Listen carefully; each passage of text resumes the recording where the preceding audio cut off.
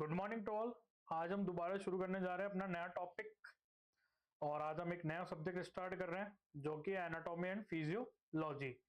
तो anatomy physiology के अंदर जो अपन पहला चैप्टर स्टार्ट करेंगे वो है स्केलेटन सिस्टम।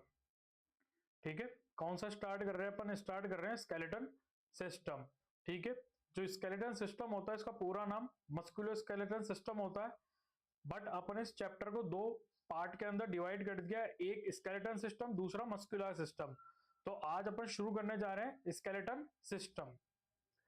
सबसे पहला जो टॉपिक आता है अपने पास के अंदर आता है वो आता है बोन। के बोन होती क्या है?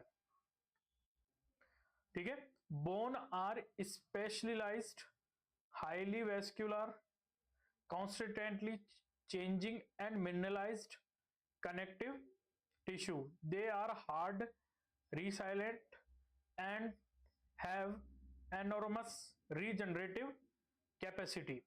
ठीक है, तो जो बोन होती है ना वो कैसी होती है? वो स्पेशलाइज्ड है। ठीक है, स्पेशलाइज्ड होती है और हाईली वेस्कुलर होती है। हाईली वेस्कुलर के अंदर उसके अंदर क्या प्रेजेंट होगी? ब्लड वेसल्स प्रेजेंट होगी। ठीक है, इसलिए वो कैसी है? हाईली वेस्कुलर है। कॉन्स्टेंटली चेंजिंग मतलब कि जैसे जैसे एज इंक्रीज होती है वैसे वैसे बोन जो है वो चेंज होती रहती है। मिनरलाइज, मिनरलाइज मतलब उसके अंदर क्या होंगे? मिनरल्स प्रेजेंट होंगे जैसा कि कैल्शियम और पोटेशियम।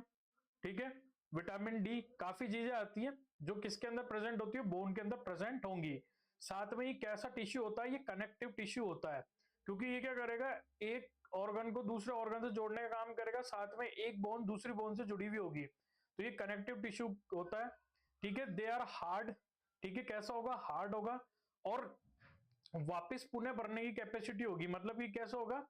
ये वापस अत्यधिक पुनः बन सकता है, मतलब रीमोड्यूबल है कि एक बार अगर बोन में फ्रैक्चर हो गया तो वापस अपने बोन को वापस बना सकता है। और साथ में क्या आता है? रीजनरेशन। ठीक है, मतलब वो वापस वापस बन सकता है जिसके अंदर कोई दिक्कत नहीं आएगी। ठीक है, अब अपन स्टार्ट करते हैं कंपोनेंट ऑफ बोन्स के। बोन के अंदर कौन कौन से कंपोनेंट देखने को मिलते हैं? ठीक है, बोन, कंपोजिशन ऑफ बोन। ठीक है, सबसे पहले पास अपने पास में होता है सेल्यूलर कंपोनेंट, जो कि कितने परसेंट होता है? 2% होता है। ठीक है, सेल्यूलर कंपोनेंट के अंदर क्या प्रेजेंट होगी? सेल्स प्रेजेंट होगी। तो जो बोन होती है ना वो बोन अपने चार टाइप की सेल से बनी हुई होती है। सबसे पहला आता है ओस्टियोब्लास्ट, दूसरा आता है ओस्टियोक्लास्ट, तीसरा आता है ओस्टियोसाइट्स और चौथा आएगा अपने पास के अंदर ओस्टियोप्रोजेनाइटर सेल्स। ये चार सेल मिलकर किसका फॉर्मेशन करेगी? बोन का फॉर्मेशन करेगी। बट अपन परसेंटेज की बात करें तो इनका परसेंटेज कितना होगा? ओनली 2% प्रेजेंट होगी ये बोन में। ठीक है, इसके बाद में 98 पार्ट प्रेजेंट होता है मैट्रिक्स का। ठीक है, 98 पार्ट किसका प्रेजेंट होगा? मैट्रिक्स का प्रेजेंट होगा। मैट्रिक्स दो टाइप का होता है, एक होता है ऑर्गेनिक मैट्रिक्स, ठीक है, दूसरा होता है इनऑर्गेनिक मैट्रिक्स। जो इनऑर्गेनिक होता है ना, इनऑर्गेनिक मैट्रिक्स के अंदर क्या क्या प्रेजेंट होगा? इनऑर्गेनिक मैट्रिक्स के अंदर प्रेजेंट है salts of calcium and potassium. ठीक है, सॉरी फॉस्फोरस, फॉस्फोरस के सॉल्ट इसके अंदर प्रेजेंट होंगे। अब अपन ऑर्गेनिक की बात करें तो उसके अंदर क्या प्रेजेंट होता है? कोलेजन फाइबर प्रेजेंट होता है। ठीक है, प्रोटियोग्लाइकॉन्स प्रेजेंट होते हैं और ग्लाइकोप्रोटीन्स प्रेजेंट होते हैं। तो ये जो अपन ने देखा ये क्या? ये है अपने पास के अंदर कंपोजिशन ऑफ बोन। ठीक है, बोन किससे मिलकर बनी है? सेल्यूलर कंपोनेंट जो कि 2% है। और सेल कौन कौन सी आती है? सेल आती है अपने पास के अंदर ओस्टियोब्लास्ट, ओस्टियोक्लास्ट, ओस्टियोसाइट और प्रोजेनाइटल, ओस्टियोप्रोजेनाइटल सेल्स। ये चार सेल प्रेजेंट होती है। मैट्रिक्स पार्ट की बात करें तो मैट्रिक्स के अंदर आता है ऑर्गेनिक मैट्रिक्स और इनऑर्गेनिक मैट्रिक्स। ऑर्गेनिक कितना होगा? 40%, इनऑर्गेनिक होगा 60%। इनऑर्गेनिक मैट्रिक्स के अंदर क्या क्या आएगा? Salt of calcium and phosphorus. ठीक है, ऑर्गेनिक के अंदर आएगा कोलेजन फाइबर, प्रोटियोग्लाइकॉन्स और ग्लाइकोप्रोटीन्स।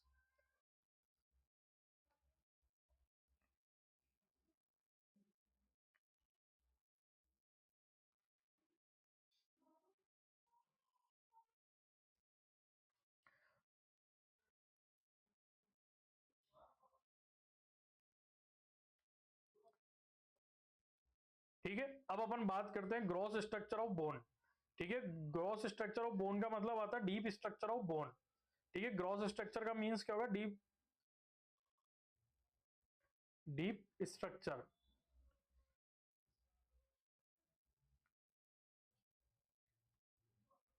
ठीक है, deep structure of bone. Deep structure of bone की बात करें ना, तो अपने पास में आता है the shaft of a long bone show a cavity, है ना, और उस कैविटी को अपन क्या नाम देते हैं, मैरो कैविटी। मतलब कि जैसे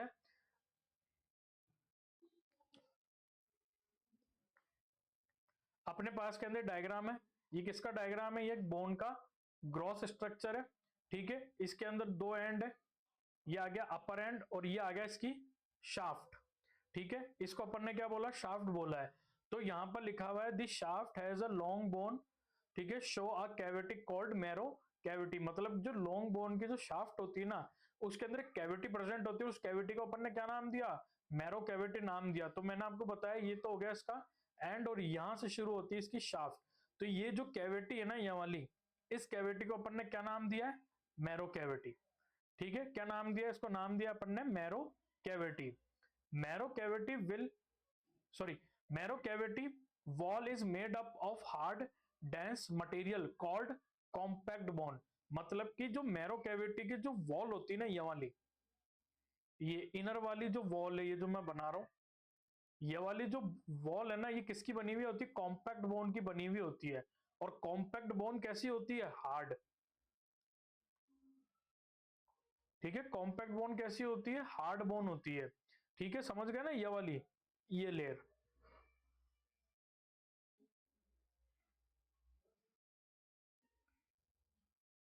ये वाली जो लेयर होती है कैसी होती है, कॉम्पैक्ट बोन की बनी हुई होती है और हार्ड होती है। और इसके बीच में जो कैविटी होती है, ये वाली कैविटी, इसको अपन ने क्या नाम दिया था, इसको अपन ने नाम दिया था मैरो कैविटी, ठीक है। अब आपको एक चीज ध्यान रखनी है, the marrow cavity does not extend into the end of long bones. मतलब कि जो मैरो कैविटी होती है ना, वो लॉन्ग बोन के केवल शाफ्ट तक सीमित रहेगी, वो कभी भी उसके एंड के ऊपर प्रेजेंट नहीं होगी, ठीक है। तो जो मैरो कैविटी है ना, वो कहां पर होगी, केवल और केवल उसके शाफ्ट में होगी, कभी भी लॉन्ग बोन के एंड एंड के अंदर मैरो कैविटी प्रेजेंट नहीं होगी, ये आपको ध्यान रखना है।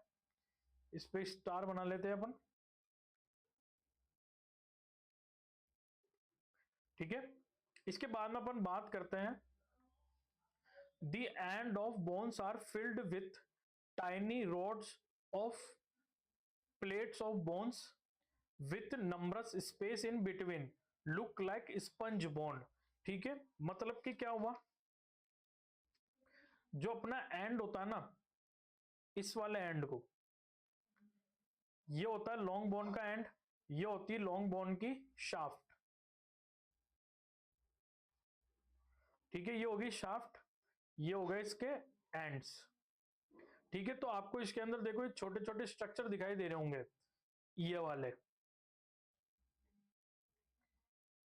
तो ये जो स्ट्रक्चर है ना एंड के अंदर, ये कैसे tiny rods of plates bone की है, मतलब जो छोटी छोटी बोन है ना, उनकी प्लेट्स बनी हुई है, ठीक है, जिसके कारण इसका जो जो लॉन्ग बोन का जो एंड होता है ना, वो कैसा दिखाई देता है, स्पंज की तरह दिखाई देता है, ठीक है, क्योंकि इसके बीच में क्या है, बहुत सारे छोटे छोटे स्पेस है।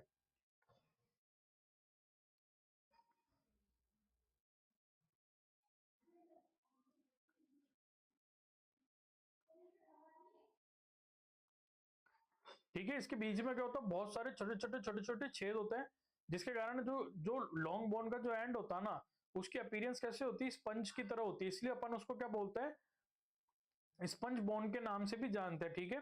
तो अब अपन इसको डेफिनेशन को पूरा करें, the end of bones are filled with tiny rods of plates of bones with numerous space in between look like sponge, ठीक है। मैंने क्या बताया, जो लॉन्ग बोन का एंड होगा, उसके जो एंड होगा, उसके अंदर बहुत सारे छोटी छोटी बोन की प्लेट्स आकर अरेंज होगी, जिसके बीच में बहुत सारे छोटे छोटे स्पेस होंगे, जिसके कारण जो लॉन्ग बोन का जो एंड वो कैसा दिखाई देगा, स्पंज की तरह दिखाई देगा।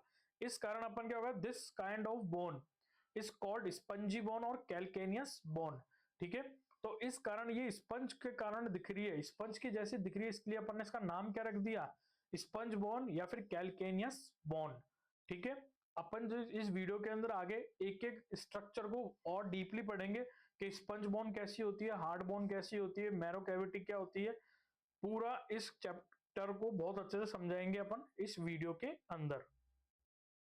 ठीक है, अब आता है दी आर्टिकुलर।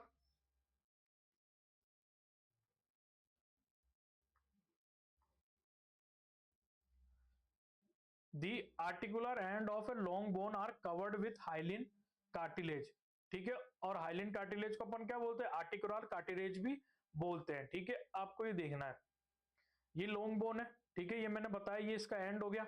अब ये जो एंड है ना, इसके ऊपर ये वाली स्ट्रक्चर, ये जो ब्लू कलर की जो स्ट्रक्चर है ना, ये कैसी सरफेस है इसकी, ये आर्टिकुलर सरफेस है इसकी, ये वाली आर्टिकुलर सरफेस। आर्टिकुलर सरफेस का मतलब होता है कि यहां पर क्या होगी, जॉइंट होगा।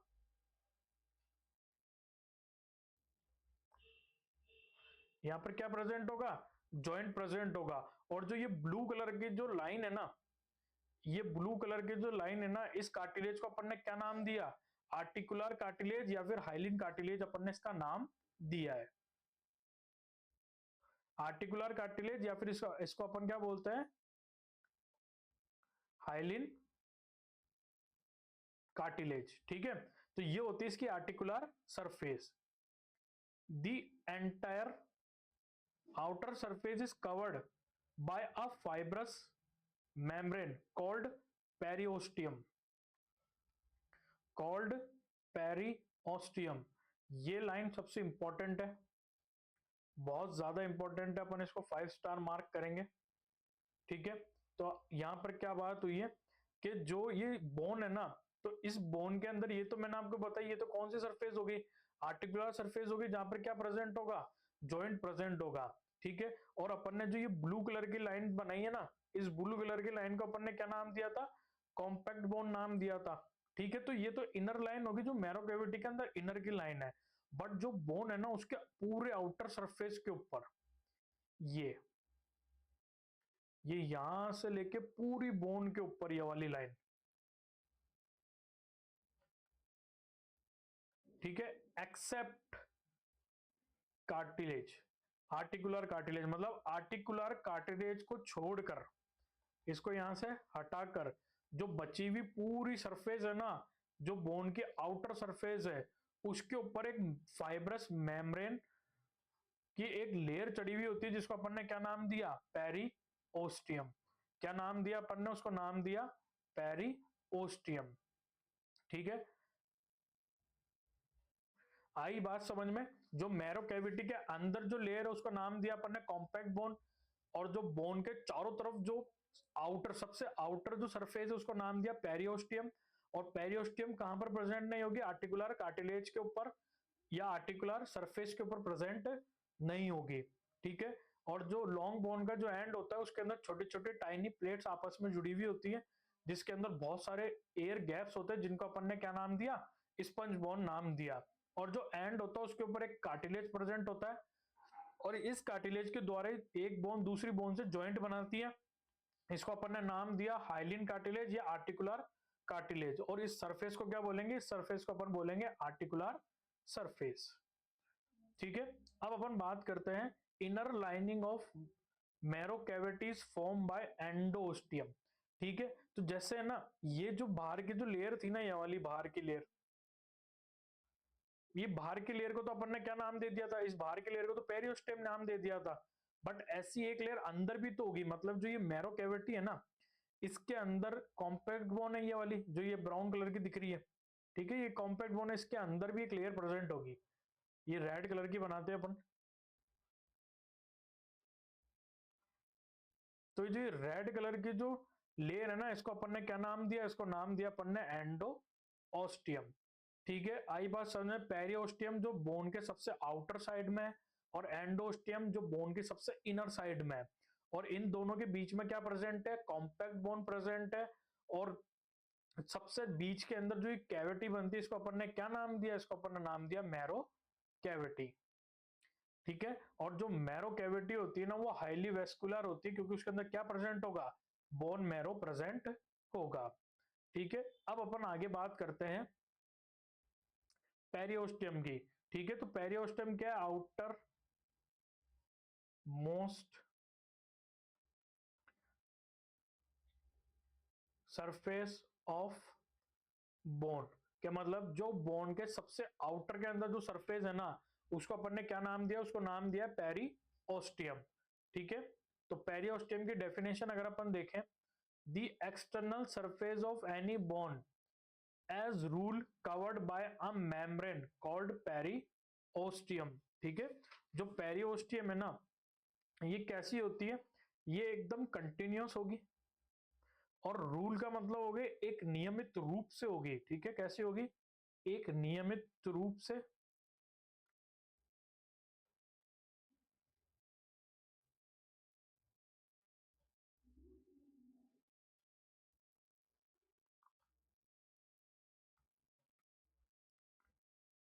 ठीक है, कैसी होगी, एक नियमित रूप से कंटिन्यूअसली प्रेजेंट होगी। कंटिन्यूअसली कैसी होगी, प्रेजेंट होगी। उसको अपन ने क्या नाम दिया, उसको अपन ने नाम दिया पेरिओस्टियम। ठीक है, ठीक है। अब जो पेरिओस्टियम जो सरफेस है ना, या पेरिओस्टियम जो लेयर है ना, वो दो टाइप से मिलकर बनी होती है। एक होता है आउटर लेयर, एक होता है इनर लेयर। ठीक है, जो आउटर लेयर होती है ना, वो किसकी बनी हुई होती है, आउटर लेयर बनी हुई होती है फाइब्रस मेम्ब्रेन की। किसकी बनी हुई होगी, फाइब्रस मेम्ब्रेन की बनी हुई होगी, मतलब उसके अंदर फाइबर प्रेजेंट होंगे। और जो इनर लेयर होती है ना, वो किसकी बनी हुई होती है, सेल्यूलर होती है, मतलब क्या प्रेजेंट होगी उसमें, सेल प्रेजेंट होगी। और सेल कौन सी होगी वो अपन आगे पढ़ेंगे। ठीक है, तो अपने पास के अंदर एक ये बोन है, इसका स्ट्रक्चर है। ठीक है, ये बोन का स्ट्रक्चर है। इसके अंदर ये हार्वेजन कैनाल अपन अभी थोड़ी देर में पढ़ेंगे, ऑस्टियोसाइट्स अपन पढ़ेंगे। अब क्या होता है, जो आपको ये ग्रीन कलर की जो लाइन दिख रही है ना यहाँ पे, ये जो ग्रीन कलर की लाइन है ये वाली, ये कौन सी लेयर है, ये है अपने पास के अंदर पेरिओस्टियम लेयर। ठीक है, जो ये ग्रीन कलर की जो लाइन है ना, ये कौन सी है, पेरिओस्टियम। ठीक है, पेरिओस्टियम लेयर है। और मैंने क्या बताया था, जो पेरिओस्टियम लेयर है सबसे आउटर मोस्ट लेयर है बोन की। तो बोन के अंदर जो ये टेंडन है, ये रहा, जो ये आपको स्ट्रक्चर दिख रही है ना, ये क्या टेंडन है, और ये कहां पर आकर जुड़ रहा है, पेरिओस्टियम के ऊपर ही आकर जुड़ रहा है। तो यहां से एक और चीज पता लगती है कि जो पेरिओस्टियम है ना, वो सरफेस प्रोवाइड करती है किसको, टेंडन और लिगामेंट को बोन से जुड़ने के लिए। अब अपन बात करते हैं function of periosteum. The periosteum provide a medium through which muscles, tendon and ligament are attached to the bone. मैंने बताया ना, ये रहा टेंडन, और ये किसकी सहायता से बोन के ऊपर जुड़ा है, पेरिओस्टियम। तो जो पेरिओस्टियम है वो मसल टेंडन और लिगामेंट को क्या प्रोवाइड करेगा, एक सरफेस प्रोवाइड करेगा जहां से वो बोन से जुड़ सकती है। Periosteum perform a nutritive function because of the blood vessels passing from the periosteum into bone। ठीक है, तो जैसे ये लिगामेंट आकर पेरियोस्टेम से जुड़ा, वैसे ही जो ब्लड वेसल्स है ना, वो भी कहां से एंटर करेगी, पेरियोस्टेम से एंटर करेगी। ठीक है, इसके बाद में आता है periosteum can form bone when require because of the presence of osteoprogenitors cell in layer. तो यहाँ पर मैंने आपको बताया था ना, इनर लेयर में एक सेल प्रेजेंट होती है, सेल्यूलर लेयर होती है। तो इसके अंदर कौन सी सेल प्रेजेंट है, बेसिकली इसके अंदर प्रेजेंट है ऑस्टियोप्रोजेनेटल सेल।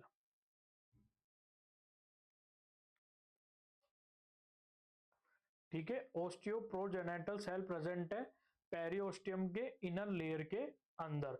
और जब भी बोन को नीड होगी वापस रीमॉडलिंग के लिए या रीफॉर्मेशन के लिए, तो जो पेरिओस्टियम है वो क्या प्रोवाइड करेगा, प्रोजेनेटल सेल प्रोवाइड करेगा, और वो बोन फॉर्मेशन के अंदर हेल्प करेगी।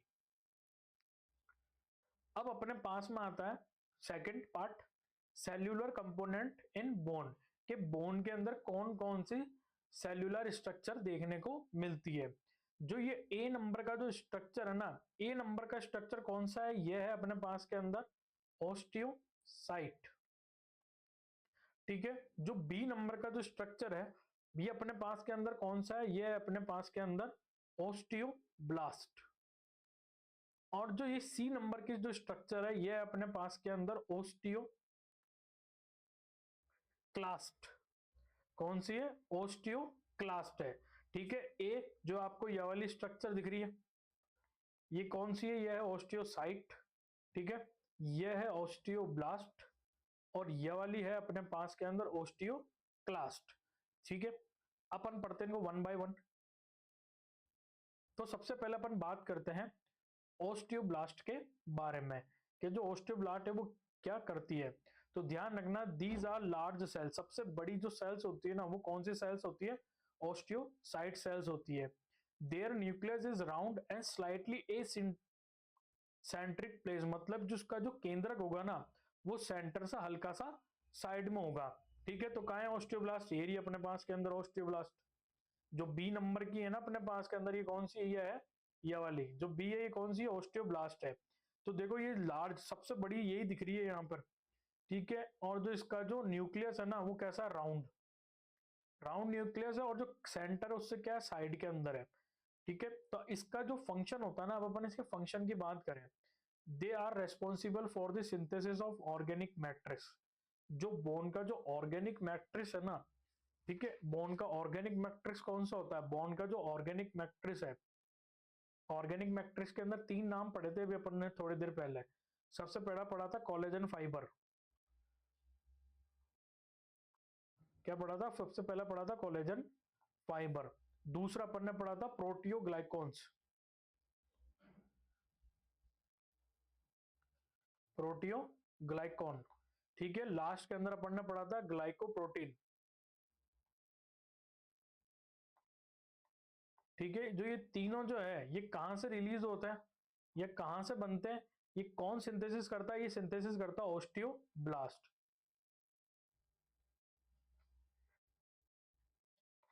ठीक है, तो जो ऑर्गेनिक मैट्रिक्स है वो किससे सिक्रीट होता है, ओस्टियोब्लास्ट से सिक्रीट होता है। ठीक है, जो ओस्टियोब्लास्ट होती है ना play a significant role in mineralisation of bone. जो बोन का जो मिनरलाइजेशन होगा ना उसके लिए भी सबसे इंपॉर्टेंट कौन सी होती है, ओस्टियोब्लास्ट इंपॉर्टेंट होती है। ठीक है, इसके बाद में आता है they have a role in bone remodelling, मतलब बोन के जो रीमॉडलिंग होती है, मतलब कि आप देख सकते हो रीफॉर्मेशन, बोन की रीफॉर्मेशन के लिए भी सबसे इंपॉर्टेंट सेल कौन सी है, ओस्टियोब्लास्ट है। ठीक है, आई बात समझ में, जो ये स्ट्रक्चर है ये किसकी है, बी नंबर की स्ट्रक्चर ओस्टियोब्लास्ट की है। They are large cell, their nucleus is round and slightly eccentric, मतलब कि सबसे बड़ी सेल होती है और जिसका सेल होता है सेंटर से साइड में होगा। ये किसका सिंथेसिस करती है, ऑर्गेनिक मैट्रिक्स का सिंथेसिस करती है, बोन के मिनरलाइजेशन के अंदर सबसे इंपॉर्टेंट रोल प्ले करती है, और बोन की रीफॉर्मेशन के लिए सबसे इंपॉर्टेंट रोल प्ले करेगी। अब आता है अपने पास के अंदर सेकंड जो होती है अपने पास के अंदर, वो आती है ओस्टियोसाइट्स। ओस्टियोसाइट्स का स्ट्रक्चर ये रहा, जो ये है ना ये वाला स्ट्रक्चर, ये किसका स्ट्रक्चर है, ये स्ट्रक्चर है ओस्टियोसाइट्स का। ठीक है, अपन बात करते हैं ओस्टियोसाइट्स की। They from the majority of cellular component. ठीक है, जो बोन के अंदर जो सेल्यूलर कंपोनेंट होता है ना उसका मेजर पार्ट कौन बनाता है, ओस्टियोसाइट्स बनाता है। They are mature bone cells derive from osteoblast. ठीक है, मतलब कि क्या होता है, पहले बनेगी ओस्टियोब्लास्ट। ठीक है, ये किसके अंदर कन्वर्ट होगी, ये कन्वर्ट होगी ओस्टियोसाइट के अंदर। ठीक है, किसके अंदर कन्वर्ट होगी, ओस्टियोसाइट के अंदर कन्वर्ट होगी।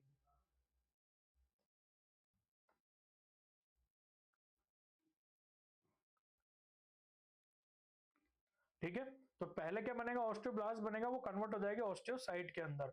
और बोन के अंदर जो मेजर सेल्यूलर परसेंटेज कौन बनाएगा, ऑस्टियोसाइट्स बनाएगी। ठीक है, osteocyte not produce matrix have lost their ability to divide. तो क्या होता है, जैसे ही बोन मेच्योर होगी ना ये क्या करेगी, मैट्रिक्स तो पार्ट वैसे भी नहीं बनाएगी और साथ में अपनी जो डिवाइडेशन की जो एबिलिटी वो भी खो देगी। तो आप ये कह सकते हो जो ऑस्टियोसाइट है ना ये मेच्योर सेल्स है, ये कैसे सेल्स है, मेच्योर सेल्स है बोन की। और इसका फंक्शन क्या होता है, play significant role in maintenance of bone. Bone की मेंटेनेंस में सबसे हेल्पफुल कौन सा है, ऑस्टियोसाइट। ठीक है, मैट्रिक्स किससे बन रहा था, मैट्रिक्स बन रहा था ऑस्टियोब्लास्ट से, और बोन का मेंटेनेंस कौन सी सेल कर रही है, बोन का मेंटेनेंस करेगी ऑस्टियोसाइट्स। अब आते हैं अपने पास के अंदर थर्ड, जो कि है अपने पास के अंदर ओस्टियोक्लास्ट। ठीक है, क्या है, ओस्टियोक्लास्ट। इसका ये रहा, ये जो डायग्राम है किसका डायग्राम है, ये डायग्राम है अपने ओस्टियोक्लास्ट का। अब अपन बात करते हैं ओस्टियोक्लास्ट की। They are large multinucleated cell with eosinophilic cytoplasm, मतलब कि ये लार्ज सेल होती है जिसके अंदर मल्टी न्यूक्लियस होते हैं। ठीक है, अपन ने ब्लास्टोसाइट भी पढ़ा था जिसके अंदर एक राउंडेड न्यूक्लियस था, बट जो ओस्टियोक्लास्ट है वो कैसी, लार्ज, बट उसके अंदर कैसा न्यूक्लियस है, मल्टी न्यूक्लिएटेड है और इओसिनोफिलिक साइटोप्लाज्म में देखने को मिलेगा। They are arise from monocytes in bone marrow. जो ओस्टियोक्लास्ट है इनका फॉर्मेशन कहां से होता है, बोन मैरो से होता है। और अगर अपन बात करें फंक्शन, तो ये क्या करते हैं, they help in reabsorption and remodelling of bone. ये बोन का रीअब्जॉर्प्शन करवाएगी और बोन के रीफॉर्मेशन के अंदर हेल्प करेगी। ठीक है, तो अपन ने जो तीन सेल्स पढ़ी, सबसे पहले अपन ने पढ़ी थी ऑस्टियोब्लास्ट। ठीक है, दूसरी अपन ने पढ़ी थी ऑस्टियोसाइट, और फिर अपन ने पढ़ी ऑस्टियोक्लास्ट। क्या पढ़ी अपन ने, पढ़ी ऑस्टियोक्लास्ट। अब अपने पास में आती चौथी सेल जिसका नाम है ऑस्टियोप्रोजेनेटर सेल। अब अपन बात करते हैं किसकी, ऑस्टियोप्रोजेनेटल सेल की बात करते हैं। These are stem cell of mesenchymal organ, मतलब कि स्टेम सेल, पहले तो अपन को ये समझना है स्टेम सेल्स होती क्या है।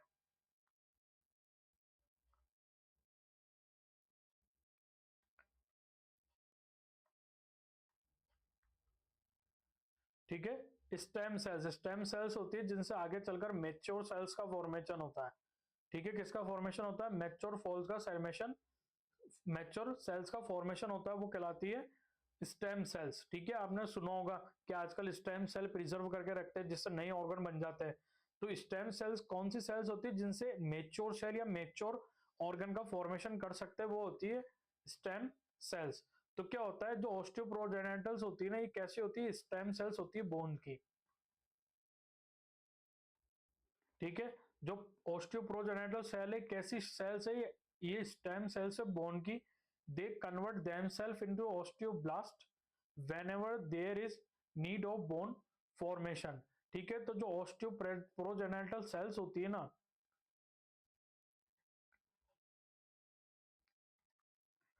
जो ऑस्टियोप्रोजेनेटल सेल्स होती है ना, ये ऑस्टियोब्लास्ट के अंदर कन्वर्ट हो जाती है। ठीक है, ऑस्टियोब्लास्ट में कन्वर्ट हो जाएगी जब भी बॉडी को नीड होगी नई बोन बनाने के लिए या बोन जो फॉर्मेशन करने के लिए, तो वहां पर कौन सी सेल काम में आएगी, ऑस्टियोप्रोजेनेटल सेल काम में आएगी। क्योंकि ऑस्टियोप्रोजेनेटल सेल कैसी सेल होती है, स्टेम सेल होती है। और मैंने आपको बताया कि स्टेम सेल आगे चलकर मैच्योर सेल का फॉर्मेशन करती है, इसलिए प्रोजेनेटल सेल किसमें कन्वर्ट हो जाती है, जब नीड पड़ती है ऑस्टियोब्लास्ट के अंदर कन्वर्ट हो जाती है। ठीक है, in the fetus, such cells are numerous at side whenever bone formation is take place.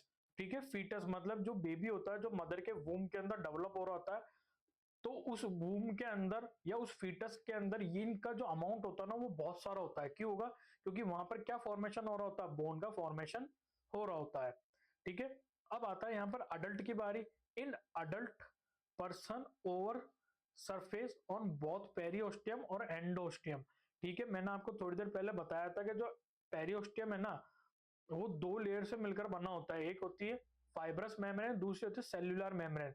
तो पेरियोस्टियम के अंदर जो सेल्यूलर मेम्ब्रेन होगी उसमें कौन सी सेल प्रेजेंट होगी, ऑस्टियोप्रोजेनेटल सेल प्रेजेंट होगी। ठीक है, तो यहां तक अपन ने बात कर ली किसकी, बोन कंपोनेंट के अंदर अपन ने सेल्यूलर कंपोनेंट की बात कर ली। अब अपने पास के अंदर आता है अपना नया या फिर इसी का जो कंटिन्यू टॉपिक है, वो आता है मैट्रिक्स। ठीक है, मैट्रिक्स के अंदर अपन ने दो पढ़े थे, ऑर्गेनिक कंपोनेंट और इनऑर्गेनिक कंपोनेंट। तो सबसे पहले अपन बात करते हैं मैट्रिक्स होता क्या है। It is extra cellular component of bone made up of organic and non organic component. तो जो मैट्रिक्स होगा ना, वो कौन सा कंपोनेंट है, जो सेल्यूलर कंपोनेंट के अलावा जितना भी कंपोनेंट बचा वो कितना है, वो कौन सा है, मैट्रिक्स। और मैट्रिक्स का परसेंटेज कितना होता है, 98% होता है। ठीक है, बोन में कितना है, कितना परसेंट मैट्रिक्स प्रेजेंट होगा, 98% मैट्रिक्स प्रेजेंट होगा। इसके दो कंपोनेंट होते हैं, पहला होता है ऑर्गेनिक कंपोनेंट। ऑर्गेनिक कंपाउंड के कंपोनेंट में अपन ने पढ़ा क्या प्रेजेंट होता है, कोलेजन फाइबर प्रेजेंट होता है, प्रोटियोग्लाइकोन्स प्रेजेंट होते हैं और ग्लाइकोप्रोटीन्स प्रेजेंट होते हैं। इनऑर्गेनिक में क्या प्रेजेंट होंगे, अपन ने वहां पे लिखा था सॉल्ट्स ऑफ कैल्शियम और फॉस्फोरस। ठीक है, इसकी अपन ने लिखा था कि इसके सॉल्ट्स प्रेजेंट होता है। तो क्या होता है, ये जो दोनों होते हैं ना, ये क्या करते हैं, बोन की हार्डनेस बनाते हैं। तो जो इनऑर्गेनिक कंपोनेंट है, क्या करता है, the mineral component of bone give it hardness and rigidity. It consist of hydroxy peptide crystals और ऑफ कैल्शियम और फॉस्फेट। ठीक है, जो इनऑर्गेनिक कंपाउंड होगा ना, इसके अंदर बेसिकली क्या काम करेगा, बोन को हार्ड बनाएगा। ठीक है, और किसकी सहायता से हार्ड बनाएगा, हाइड्रोक्सी पेप्टाइड क्रिस्टल्स होते हैं इसके अंदर, किसके, कैल्शियम और फॉस्फेट के, जिसके कारण अपनी बोन जो होती है वो कैसी होगी, हार्ड होगी। अब अपन बात करते हैं क्लासिफिकेशन। अब आता है अपने पास के अंदर क्लासिफिकेशन ऑफ बोन। ठीक है, जो बोन का क्लासिफिकेशन होता है ना, वो तीन बेस के ऊपर डिवाइडेड है। पहला होता है मैच्योरिटी के ऊपर, दूसरा हिस्टोलॉजी के ऊपर, तीसरा डेवलपमेंट के ऊपर। तो जो बोन का जो क्लासिफिकेशन है, उसके अंदर फर्स्ट आता है बेस्ड ऑन मैच्योरिटी। तो मैच्योरिटी के हिसाब से जो बोन होती है ना, वो दो टाइप से फॉर्म होती है। पहला आता है लेमिनार बोन। कौन सी बोन आती है, पहली आती है लेमिनार,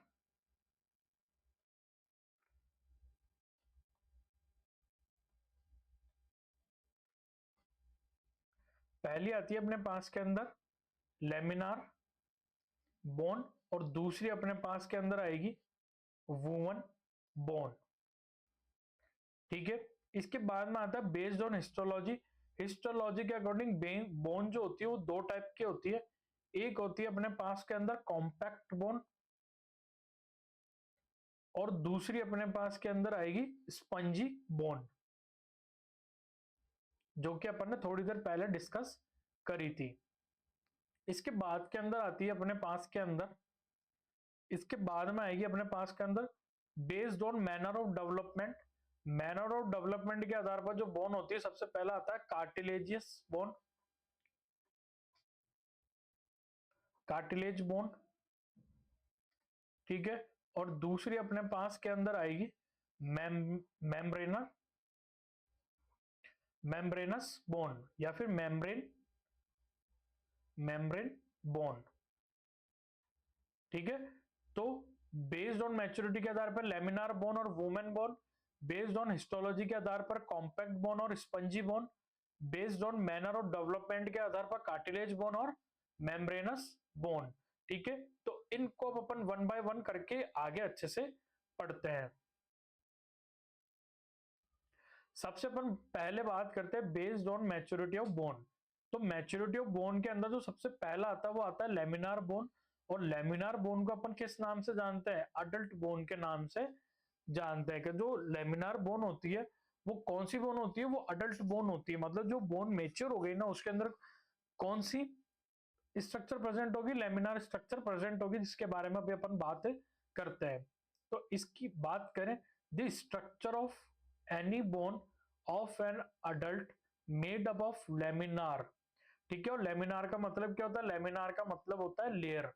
ठीक है, this kind of bone is called laminar bone. मतलब कि लेमिनार बोन या अडल्ट बोन कौन सी होती है, जिसके अंदर बहुत सारी लेयर प्रेजेंट होती है बोन की, वो बोन कहलाती है लेमिनार बोन। ठीक है, आपको ये स्ट्रक्चर दिख रही होगी। ठीक है, ये वाली स्ट्रक्चर देखो, ये एक लेमिना ही है, और जब मैंने इसको एक के ऊपर एक के ऊपर एक रखा ना, तो देखो ये प्लेट की फॉर्म में बन गई या लेयर की फॉर्म में बन गई। और इसी को अपन क्या बोलते हैं, इसको अपन बोलते हैं लेमिनार बोन। ठीक है, लेमिनस लेमिनार बोन बोलते हैं। ठीक है, laminas is a thin plate of bone consisting of collagen fiber and minerals salt deposit in a gelatinous ground. ठीक है, तो जो ये सारी जो बनी, इसको तो अपन ने क्या नाम दे दिया, लेमिनार नाम दे दिया। और जो ये एक स्ट्रक्चर है, इसको अपन क्या बोलते हैं, इसको बोलते हैं लेमिनस। ठीक है, और जो ये लेमिनस होता है ना, किसका बना हुआ होता है, कोलेजन फाइबर का बना हुआ होता है, मिनरल्स का बना हुआ होता है, और ये जेनेटिक ये अपना एक जिलेटिनस सब्सटेंस के अंदर होता है, जिसके कारण क्या होता है, ये एक लेमिनस का फॉर्म करता है, और ये जितने लेमिनस एक के ऊपर एक के ऊपर एक जुड़ते जाएंगे, ये किसका फॉर्मेशन कर देंगे, ये फॉर्म कर देंगे अपने लेमिनार बोन को। और लेमिनार बोन कैसी बोन होती है, अडल्ट बोन होती है। Between adjoining laminae we see small flatted space, जिसको अपन बोलते हैं लेक्यूना। ठीक है, तो अब लेक्यूना कौन सा है, ये ध्यान से देखना।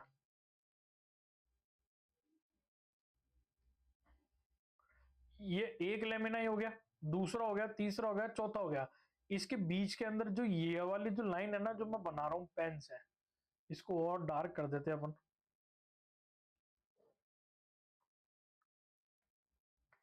ये वाली लाइन, ये एक, फिर ये आगे नीचे दो, ये आ गई तीन। तो ये जो मैंने रेड कलर से जो लाइन बनाई है ना, इनको अपन क्या नाम देते हैं, इनको अपन क्या बोलते हैं, इनको अपन बोलते हैं लेक्यूने। मतलब कि जितनी भी लेमिनार बोन होती है उनके बीच में ना फ्लैटेड स्पेस होता है, मतलब चपटे स्पेस होते हैं, जिनको अपन ने क्या नाम दिया, लेक्यूनाई नाम दिया। ठीक है, each lacunae there are fine canals और कैन्युकुलाई डेट,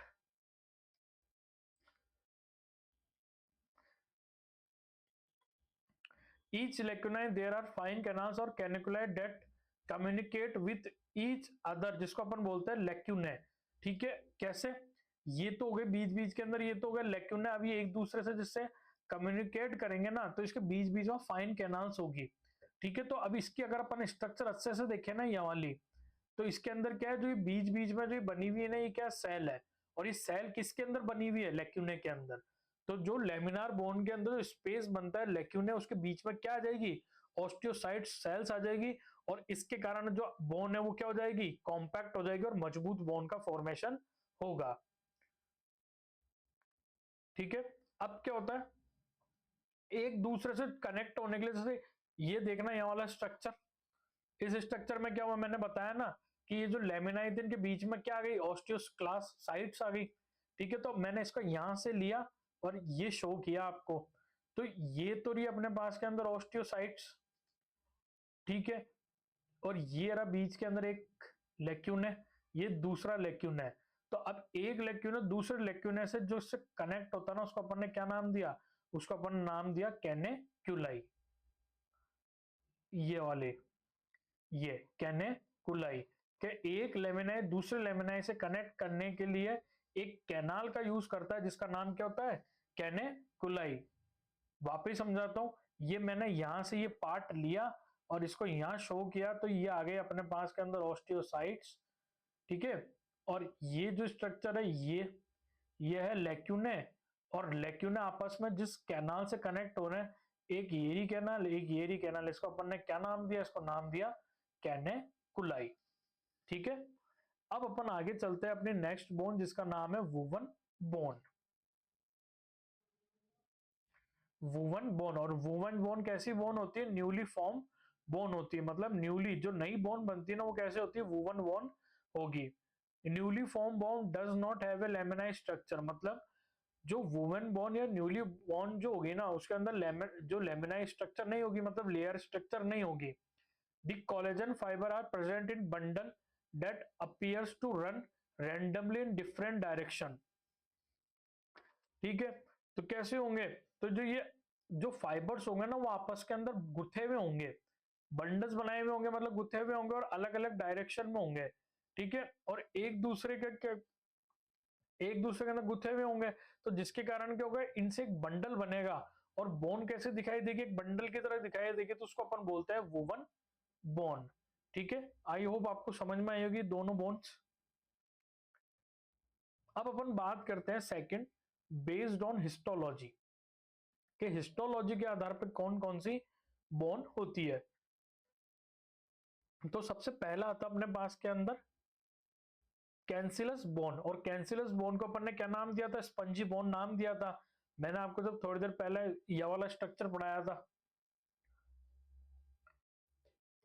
ये वाला स्ट्रक्चर देखा था, जब अपन ने देखा था ना ये वाला पार्ट, जब अपन ने देखा था ना ये वाला पार्ट,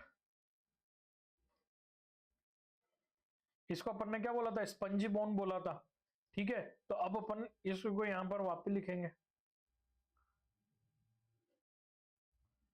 ठीक है, तो स्पंजी बोन का क्या नाम होता है, कैल्किनियस बोन बोलो चाहे स्पंजी बोन बोलो, दोनों सेम है। ठीक है, they are less dense and present with large cavities in between plate of bones giving them a honeycomb appearance. उसको अपन क्या बोलते हैं, स्पंजी बोन बोलते हैं। अपन ने ऊपर देखा था ना टाइनी रोड्स ऑफ बोन्स या tiny plates of bones present होती है, जिसके कारण क्या होता है, हनीकॉम स्ट्रक्चर दिखाई देता है। और हनीकॉम क्यों दिखाई देगा, क्योंकि उसके बीच के अंदर क्या होता है, हनीकॉम। ठीक है, हनीकॉम क्यों दिखाई देगा, क्योंकि बीच में क्या होता है, एयर, या फिर इसको आप लिख लो नंबरस गैप्स।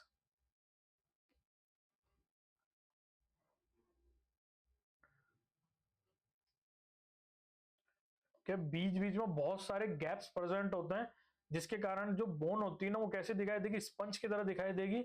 इसलिए अपन ने उसका नाम क्या दिया है, कैल्केनियस बोन नाम दिया। और उसकी जो अपीयरेंस होती है वो कैसी अपीयरेंस होगी, वो अपीयरेंस होगी अपने पास के अंदर हनी कॉम अपीयरेंस।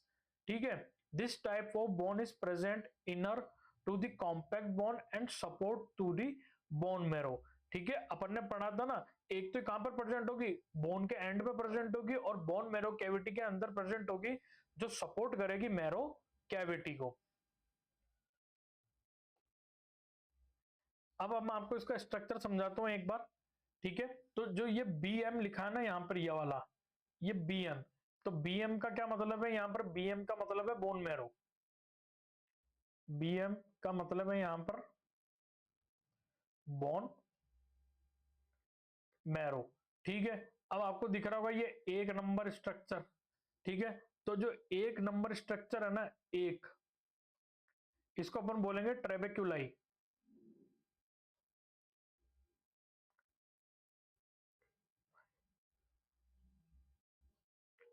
इसको अपन क्या बोलेंगे, ट्रेबेक्युलाई। ठीक है, फिर आएगा अपने पास के अंदर ये दो नंबर स्ट्रक्चर। इस दो नंबर स्ट्रक्चर को अपन बोलेंगे ऑस्टियोसाइट्स।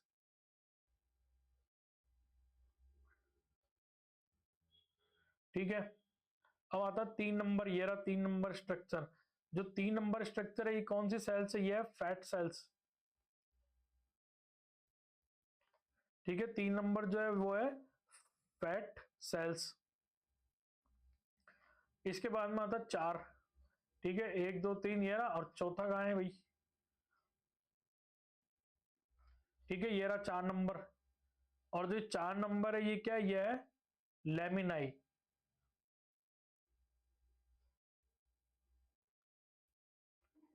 ठीक है, तो ये जो बोन बी एम है ये तो क्या हो गया, बोन मैरो हो गया।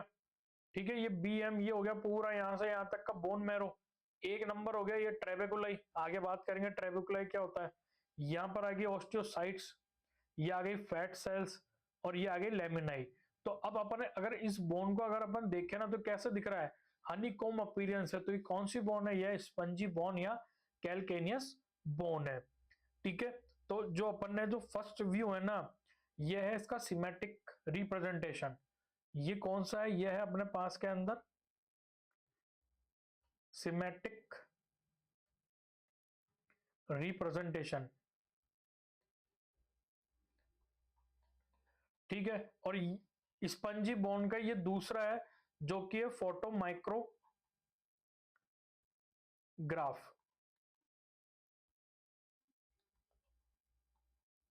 ये फोटो माइक्रोग्राफ, दोनों में सेम नंबर, और बोन बीएम का मतलब सेम है, एक दो तीन चार सब सेम है।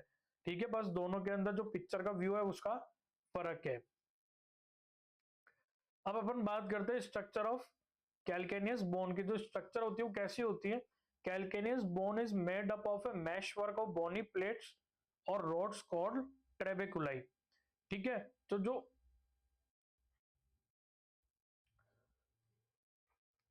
मैश वर्क और बोनी प्लेट्स और रोड्स कॉल्ड ट्रेबेकुलाई के मतलब जो ना कैल्केनियस बोन होगी ना, वो बोन के ना mash work.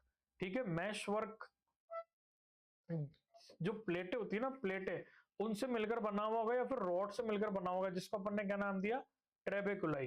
ट्रेबेकुलाई is made up of number of laminae between there are lacunae osteocytes. मतलब कि इसके बीच में क्या प्रेजेंट होंगे, मैंने बताया ना छोटे छोटे टाइनी प्लेट्स से मिलकर बनी हुई होती है. तो टाइनी प्लेट्स किससे बनेगी, लेमिनाई से बनेगी. और लेमिनाई अपन ने से पहले पढ़ा है कि लेमिनाई क्या होता है. और लेमिनाई के बीच में क्या प्रेजेंट होगा, ऑस्टियोसाइट प्रेजेंट होगा. तो इनसे मिलकर क्या बन गई, अपने कैल्केनियस बोन का फॉर्मेशन हुआ. अब आती है अपने पास के अंदर कॉम्पैक्ट बोन. कॉम्पैक्ट बोन कैसी होगी, हार्ड बोन. कॉम्पैक्ट बोन कैसी होगी, कॉम्पैक्ट बोन अपने पास में होगी hard bone. They are dense bone. Dense मतलब हार्ड बोन होती है. 70 से 75% of bone are body are compact bone. मतलब अपनी बॉडी के अंदर टोटल जो बोन है वो उसके अंदर 70 से 75% जो बोन का परसेंटेज, वो कौन सी बोन है, कॉम्पैक्ट बोन है. Compact bone form the external cylinder of all the bones in the body. तो अपन देखते हैं कि ये बोन होती है, ठीक है. तो इस बोन के अंदर जो ये बाहर का जितना भी ट्यूब लाइक स्ट्रक्चर बनी ना, वो किसने बनाई, कॉम्पैक्ट बोन ने बनाई. ठीक है. अब अपन बात करते हैं स्ट्रक्चर ऑफ कॉम्पैक्ट बोन की. ये बहुत ही इंपॉर्टेंट है आपके लिए. ठीक है, स्ट्रक्चर ऑफ कॉम्पैक्ट बोन.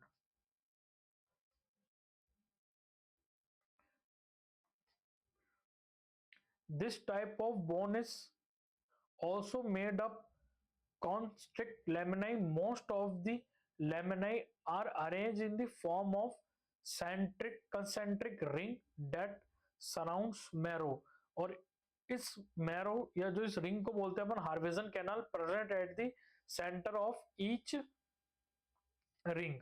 मतलब कि क्या होता है कि जो कॉम्पैक्ट बोन होती है ना, ये एक सकेंद्रित मतलब केंद्रित लेमिनाई प्रेजेंट होते हैं इसके अंदर. ठीक है, जो एक है ना सेंट्रिक रिंग की तरह प्रेजेंट हो गया. मतलब कैसे कि मान लो जैसे ये एक बोन है, ठीक है, फॉर एग्जांपल बोन है, इसके बीच के अंदर ये लेमिनाई जो होंगे ना, ये एक सेंटर में प्रेजेंट होंगे और एक रिंग का फॉर्मेशन करेंगे. ठीक है, इस रिंग का फॉर्मेशन करेंगे और इस रिंग को अपन क्या बोलते हैं, इस रिंग को अपन बोलते हैं हार्वेजन कैनाल. क्या बोलते हैं इसको, अपन बोलते हैं हार्वेजन कैनाल, जो कि बहुत इंपॉर्टेंट होती है हार्वेजन कैनाल. आई समझ में. जो कॉम्पैक्ट बोन होगी ना, उसके अंदर जो लेमिनाई होगी वो सेंट्रिक होगी और सेंट्रिक के अंदर भी एक रिंग का फॉर्मेशन करेगी. और उस रिंग को अपन क्या बोलते हैं, उस रिंग को अपन बोलते हैं Haversian canal. The Haversian canal is occupied bye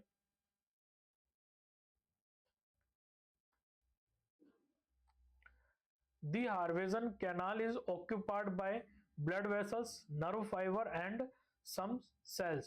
मतलब कि जो हार्वेजन कैनाल है ना, उसके अंदर क्या प्रेजेंट होगा, ब्लड वेसल्स प्रेजेंट होगी, नर्व फाइबर्स प्रेजेंट होंगे और सम सेल प्रेजेंट होगी हार्वेजन कैनाल में. Haversian canal and the laminae around it constitute a Haversian system और ओस्टियोन. मतलब कि क्या हुआ, अब जैसे यहां पर तो मैंने आपको समझाया कि एक हार्वेजन कैनाल का फॉर्मेशन हुआ. अब ऐसे क्या होगा, बहुत सारी हार्वेजन कैनाल होगी बोन के अंदर. ठीक है, तो ये जो सारी कैनाल है ना, ये मिलकर एक सिस्टम बनाएगी. और सिस्टम को अपन क्या बोलते हैं, या तो हार्वेजन सिस्टम बोलते हैं या फिर क्या बोलते हैं, ओस्टियोन. क्या बोलेंगे, ओस्टियोन. यहां पर जो ये डायग्राम है इसको देखना. ठीक है, तो क्या हुआ, मैंने आपको बताया कि जितनी भी लेमिनाई है वो सारी एक सेंटर में प्रेजेंट होगी. तो ये देखो, ये सेंटर बना दिया. ठीक है, सेंटर में प्रेजेंट है. अब यहां पर देखो, ये जो ब्राउन कलर का डॉट है ना, ये वाला, ये क्या है, ये है हार्वेजन कैनाल. मैंने बोला ना कि एक बाहर का बनाएगी, उसके बीच में भी इसेंट्रिक होगा और वो एक सेंटर रिंग का फॉर्मेशन करेगी. और उस सेंटर रिंग को अपन क्या बोलेंगे, हार्वेजन कैनाल बोलेंगे. तो ये बीच बीच में जो ब्राउन डॉट है ना, ये क्या है, हार्वेजन कैनाल है. ठीक है, अब ये क्या हुआ, एक हार्वेजन कैनाल, दो, तीन, चार, इन सब ने मिलकर किसका फॉर्मेशन किया, ओस्टियोन का फॉर्मेशन किया. ठीक है, compact bone consist of several such osteon between adjoining osteon. There are angular interval occupied by interstitial laminae. अब क्या होता है कि ये जो लेमिनाई है ना, तो ये रहा एक. ठीक है, तो जो आपको ये वाली जो स्ट्रक्चर दिख रही है ना, ये क्या है, ये हार्वेजन कैनाल है। अब ये हार्वेजन कैनाल एक दूसरे से भी क्या करेगी, कांटेक्ट में रहेगी, ठीक है।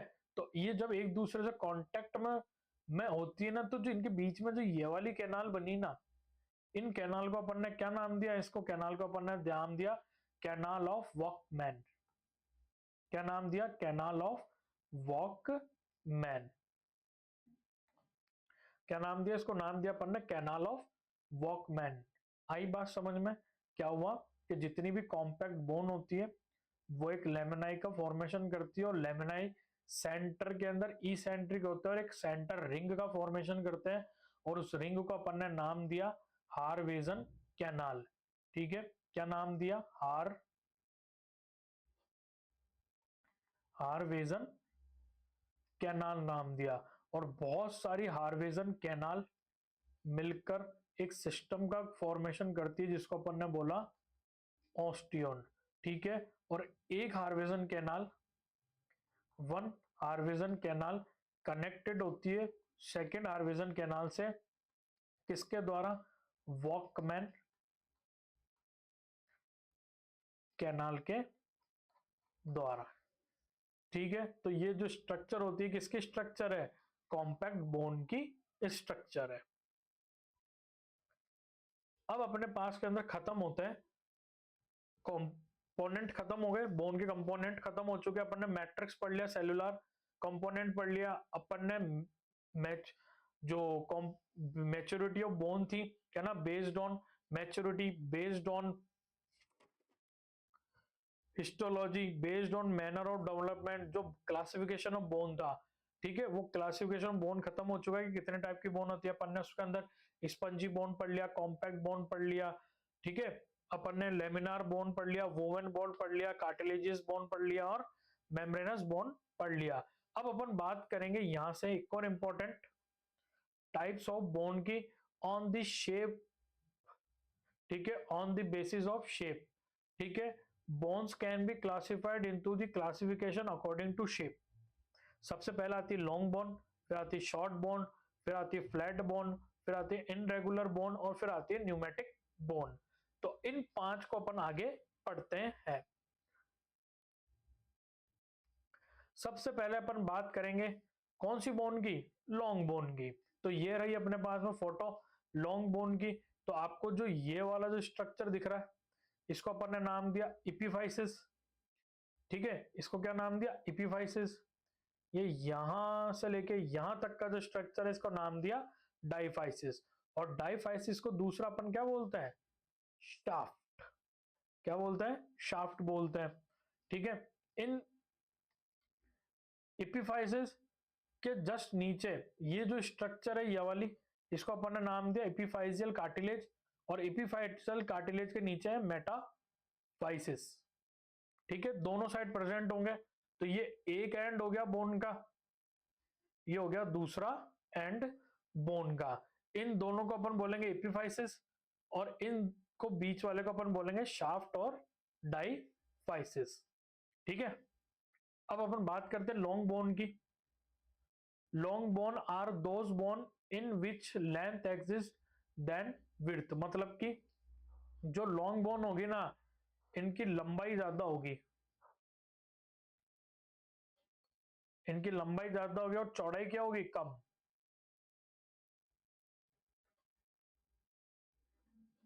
इनकी चौड़ाई होगी कम, उसको अपन बोलेंगे लॉन्ग बोन।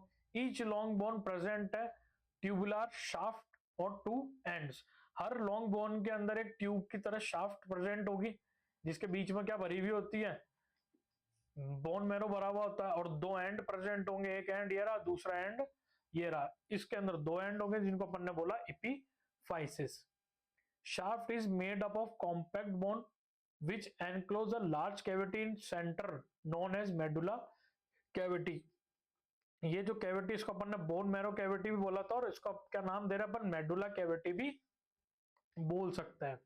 तो ये जो बीच में कैविटी बनी, ये कौन सी कैविटी है, या तो मेडुला बोल लो या फिर बोन मैरो कैविटी। ठीक है, और किसकी बनी हुई होती है, बीच में कॉम्पैक्ट बोन की बनी हुई होती है, जिसके अंदर अंदर की साइड में होता है एंडो ऑस्टियम, और बाहर की साइड में होता है पेरी ओस्टियम। ठीक है, medulla cavity is filled with bone marrow, जो मेडुला कैविटी होगी वो किससे भरी हुई होगी, बोन मैरो से भरी हुई होगी। The end are expanded and modified according to type of articular surface. Articular surface कौन सी होती है, जहां पर जॉइंट प्रेजेंट होता है और उस जॉइंट के ऊपर या तो आर्टिकुलर कार्टिलेज प्रेजेंट होगा या हाइलिन कार्टिलेज प्रेजेंट होगा। और जितने भी एंड होते हैं ना लॉन्ग बोन के, वो अकॉर्डिंग टू देयर सरफेस, क्या मतलब वो कहां पर ज्वाइंट करेगी उसके अकॉर्डिंग क्या होते हैं, अलग अलग होते हैं। जब अपन वन बाय वन करके आगे जब लॉन्ग बोन के स्ट्रक्चर पढ़ेंगे, जैसे कि femur, humerus, tibia, fibula, ulna, radius, इनकी बात करेंगे ना, जब मैं आपको बताऊंगा कि किस तरह इनके जो एंड है वो आगे मॉडिफाइड हुए हैं। ठीक है, अपन बात करते हैं लॉन्ग बोन के स्ट्रक्चर की। मैं आपको बता दूं जो आज की क्लास है ये इंट्रोडक्शन क्लास है। जो नेक्स्ट क्लासेस आएगी वो वन बाय वन करके एक एक बोन एक एक बेस्ट तरीके से समझाएंगे कि स्कल, स्कल में कितनी बोन होती है, कौन सी बोन की कैसी शेप होती है, लॉन्ग बोन कितने टाइप की होती है, उसमें आर्टिकुलर सरफेस कैसी होती है। ईच एंड एवरी आपको इस चैप्टर का ईच एंड एवरी पार्ट बताया जाएगा। ठीक है, now continue to the topic. Function of long bone, function of long bone के क्या होता है, they act as a lever of muscle. ठीक है, मसल को चलाने का काम कौन करती है, लॉन्ग बोन करती है। ठीक है, all bones, all long bones are weight bearing. ठीक है, वजन उठाने का काम कौन सी बोन करती है, लॉन्ग बोन करती है। सबसे ज्यादा वजन कौन सी बोन के ऊपर आएगा, लॉन्ग बोन के ऊपर ही आएगा। ठीक है, ह्यूमरस, ठीक है, हाथ की जो होती है ह्यूमरस बोन होती है। जांग की जो होती है वो होती है femur bone, radius, ulna, tibia, fibula. ठीक है, ये दोनों फोर आर्म की होती है, रेडियस, अल्ना, टीबिया, फिबुला जो होती है वो काफ वाले एरिया के अंदर आती है, शिन वाले पार्ट में। ठीक है, अब आती है अपने पास के अंदर शॉर्ट बोन। ठीक है, तो नाम में क्या शॉर्ट है तो ये कैसी बोन होगी, शॉर्ट बोन होगी। ठीक है, short bone are cubical in shape. ठीक है, क्यूबिकल इन शेप होती है, इसके अंदर 6 सरफेस प्रेजेंट होती है, 6 surface out of 4 are cartilage, मतलब कि इसके अंदर 6 सरफेस प्रेजेंट होगी।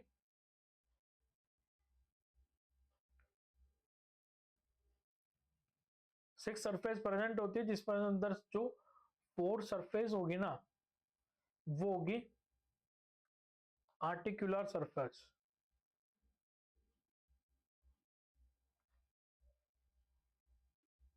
कैसी सरफेस होगी, आर्टिकुलर, मतलब कि यहाँ पर क्या फॉर्म होगा, जॉइंट। ठीक है, यहाँ पर क्या क्या फॉर्म होगा, जॉइंट फॉर्म होगा। और जो बची हुई जो 2 सरफेस होती है ना किसकी, शॉर्ट बोन की, जो रिमेनिंग जो 2 सरफेस होती है ना, ये क्या करेगी, ये अटैचमेंट देगी या फिर कनेक्शन देगी, कनेक्शन टू मसल और टेंडन या फिर लिगामेंट को। ठीक है, अपन एटीसी लिख देते हैं। तो जो शॉर्ट बोन होती है ना इसके अंदर कितनी सरफेस प्रेजेंट होगी, 6 सरफेस प्रेजेंट होगी। 4 जो होगी वो आर्टिकुलर सरफेस होगी जहां पर जॉइंट प्रेजेंट होंगे, और 2 सरफेस जो होगी ना वो कैसी होगी, कनेक्शन देगी मसल और टेंडन को। ठीक है, short bones have a control marrow cavity which surrounded by trabecular bone with a plate of compact bone externally, मतलब इसके अंदर बोन कैविटी प्रेजेंट होगी बट वो एक कांस्टेंट फॉर्म में होगी, छोटी फॉर्म में होगी। तो जो अपने शॉर्ट बोन के एग्जांपल है वो है कार्पल बोन और टार्सल बोन। अब अपन बात करते हैं अपना नेक्स्ट, जो कि अपने पास करना फ्लैट बोन्स। ठीक है, फ्लैट बोन्स कैसी होगी, एकदम चपटी, फ्लैट बोन्स, फ्लैट। ठीक है, flat bones from boundaries of some bony cavities and appear in those areas where protection of essential organ is paramount importance, मतलब कि जो फ्लैट बोन्स होती है ना ये क्या करती है, सेफ्टी प्रोवाइड करती है।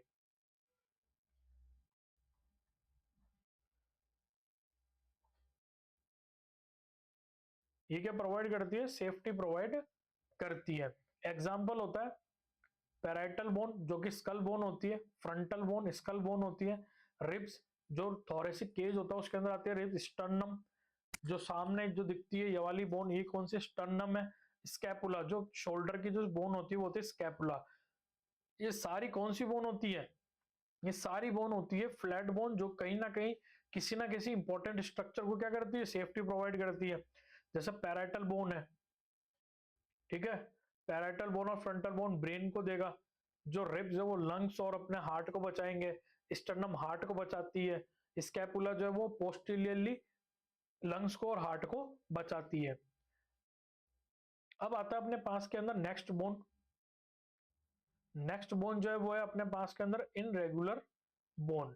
इनरेगुलर बोन, इनरेगुलर से सीधा पता लग रहा है इसका कोई फिक्स शेप नहीं है, ठीक है। They consist mostly of sponge bone and marrow have outer thin covering of compact bone. कि जो इनरेगुलर बोन होती है ना, ये बेसिकली ज्यादातर किसकी बनी हुई होती है, स्पंजी बोन की बनी हुई होगी, ठीक है। और इनके अंदर थिन कवरिंग होती है मैरो कैविटी के ऊपर कॉम्पैक्ट बोन की, ठीक है। इसके अंदर आता है वर्टिब्रेज, ठीक है। वर्टिब्रेज जो होती है ना वो अलग अलग साइज की होती है। थोरेसिक वर्टिब्रे अलग साइज की होगी, लंबर वर्टिब्रे अलग साइज की होगी, सर्वाइकल वर्टिब्रे अलग साइज की होगी, कॉक्सिक्स अलग साइज का होगा, सैक्रम अलग साइज का होगा, ठीक है। तो जो वर्टिब्रेज आती है ना इनरेगुलर होती है। हिप बोन, ठीक है, हिप बोन जो होती है ना जिसको इमोनेट बोन भी बोलते हैं, ठीक है। और हिप बोन और सैक्रम कॉक्सिक्स ये तीनों मिलकर किसका फॉर्मेशन करती है, पेल्विस का फॉर्मेशन करती है। इसके बाद में आता है स्फिनोइड बोन, ठीक है। स्फिनोइड बोन जब अपन स्कल जो अपन हाथ में लेते हैं, स्कल स्कल को जब उल्टा करके देखते हैं ना तो एक बैट लाइक स्ट्रक्चर दिखाई देता है, उसको अपन बोलते हैं स्फिनोइड बोन। फिर आता है मैग्जिला, मैग्जिला बोन, ठीक है, जिसके ऊपर अपन अपर टीथ होते हैं ना उसको अपन बोलते हैं maxilla. Each and every bone आपको इस आने वाली क्लास के अंदर ईच एंड एवरी बोन के कॉन्सेप्ट, उनको किस तरह पहचानना है, उनके क्या क्या की स्पेसिफिक फीचर है, वो आपको इस वीडियो के अंदर आगे जो इसके नए पार्ट आएंगे उसके अंदर जरूर देखने को मिलेगी। इसके बाद में आता है न्यूमेटिक बोन। न्यूमेटिक बोन जिसके अंदर क्या प्रेजेंट होगी, एयर, एयर फिल्ड स्पेस, क्या प्रेजेंट होंगे, एयर फिल्ड स्पेस प्रेजेंट होगी, इसलिए इसका क्या नाम दिया, न्यूमेटिक बोन नाम दिया। जैसे कि आता है मैग्जिला, ठीक है, जो अपर टीथ की जो बोन होती है ना मैग्जिला, उसके अंदर मैग्जिलरी साइनस प्रेजेंट होता है। स्फिनोइड, स्फिनोइड बोन के अंदर साइनस होता है। इथमोइड, इथमोइड बोन के अंदर भी साइनस प्रेजेंट होता है, इसलिए इनको कौन सी बोन कहते हैं, न्यूमेटिक बोन कहते हैं। ये तीनों फेशियल बोन होती है, स्कल बोन के अंदर आएगी ये, ठीक है। अब अपन बात करते हैं अपने लास्ट टाइप ऑफ बोन की जिसको बोलते हैं सेसमोइड बोन, ठीक है, जिसको अपन तिल शेप की बोन भी कहते हैं। These bone help share load of tendon, ठीक है। तो जो सेसमोइड बोन होती है ना ये शेयर करती है लोड को, किसके ऊपर से, टेंडन के ऊपर से। They may also be responsible in changing the direction of pull of the tendon, ठीक है। और ये टेंडन को पुल करके डायरेक्शन भी चेंज करती है टेंडन का, ठीक है। पेरियोस्टम is absent in this bone, ये आपको ध्यान रखना है, 5 स्टार एमसीक्यू, ठीक है। कि कौन से बोन का टाइप है जिसके अंदर पेरियोस्टेम प्रेजेंट नहीं होता है। सिस्मोइड बोन के अंदर कभी भी पेरियोस्टेम प्रेजेंट नहीं होगा, बाकी जितनी भी बोन है उन सब में क्या प्रेजेंट होगा, पेरियोस्टेम प्रेजेंट होगा, ठीक है। तो सिस्मोइड बोन के जो एग्जांपल्स आते हैं, पटेला, जो नी कैप और जिसको अपन बोलते हैं ना वो होता है patella. Pisiform plate, pisiform bone, pisiform bone कहाँ होती है, पीसीफॉर्म बोन होती है अपने हील के अंदर, ठीक है। फिर आता है फेबेला, फेबेला बोन, आप कमेंट सेक्शन में बताना कि फेबेला बोन कहां पर प्रेजेंट होती है। अब अपन एक ब्रीफ इंट्रोडक्शन लेते हैं किसका, पार्ट ऑफ लॉन्ग बोन का, ठीक है। ये ब्रीफ इंट्रोडक्शन है और अपन आगे अच्छे से पढ़ेंगे, ठीक है। A young long bone consist of, ठीक है, मैंने आपको बताया था जो लॉन्ग बोन होती है उसमें क्या क्या प्रेजेंट होगा, डाइफाइसिस प्रेजेंट होगा, एपिफाइसिस प्रेजेंट होगा, एपिफाइजियल कार्टिलेज प्रेजेंट होगा, ठीक है। और क्या प्रेजेंट होगा, मेटाफाइसिस प्रेजेंट होगा, ठीक है। तो मैंने आपको बताया था ये रहा, ये यहां से यहां तक तो एपिफाइसिस है, ये यहां से यहां तक डाइफाइसिस है, जिसको अपन और क्या कहते हैं, जिसको अपन और कहते हैं शाफ्ट, ठीक है। और ये वापस नीचे क्या आ गया, डाइफाइसिस आ गया। और ये वाला जो हिस्सा है ये, इसको अपन ने क्या बोला, इसको बोला मेटाफेस, मेटाफाइसिस, ठीक है। और ये जो ये वाला पार्ट है ये वाला, इसको क्या बोला, एपिफाइजियल कार्टिलेज। अब अपन बात करते हैं वन बाय वन सबकी। सबसे पहला आता है डाइफाइसिस, ठीक है। डाइफाइसिस क्या होता है, जो बीच वाला पार्ट होता है ना बोन का, ये वाला पार्ट, इसको अपन ने क्या नाम दिया, इसको अपन ने नाम दिया डाइफाइसिस। और डाइफाइसिस के बीच में क्या प्रेजेंट होती है, मैरो कैविटी प्रेजेंट होती है जिसमें बोन मैरो प्रेजेंट होता है। It is the part of bone with ossifies from the primary center and from the shaft of bone. ठीक है, सबसे पहला बोन कहां से बननी शुरू होती है, यहीं से बननी शुरू होती है और शाफ्ट बोन का फॉर्मेशन होता है। It composed of the thick collar of dense compact bone beneath which there is a thin layer or spongy tubular bone enclose the marrow cavity। मतलब कि क्या होगा कि जो बोन होगी ना, ये आउटर तो कॉम्पैक्ट बोन की बनी हुई होगी, बट इसके बीच में स्पंजी बोन होगा जो कि मैरो कैविटी का फॉर्मेशन करेगा, और उसमें क्या प्रेजेंट होगी, बोन मैरो प्रेजेंट होगी, और इसकी सबसे आउटर लेयर क्या होगी, पेरिओस्टियम। ठीक है, सबसे आउटर पे क्या प्रेजेंट होगा, पेरिओस्टियम प्रेजेंट होगा। अब अपन बात करते हैं एपिफाइसिस की, ये वाले जो ये एंड है ना, इनको क्या बोलते हैं, एपिफाइसिस। ठीक है, it is the part of bone which ossifies from the secondary center, कि जो सेकेंडरी जब बोन फॉर्मेशन होता है ना, जब बोन और आगे ग्रोथ करने लगती है तो किसका फॉर्मेशन होता है, फिर फॉर्मेशन होता है अपने पास के अंदर डाइफाइसिस का। ठीक है, और जो डाइफाइसिस होता है ना, ये अपने वर्क के अकॉर्डिंग आगे डिवाइडेड होता है। जैसे मैंने आपको बताया था ना कि जो डाइफाइसिस होगा उसको जैसे जैसे वर्क करना होगा वो आगे डिवाइडेड हो जाएगा।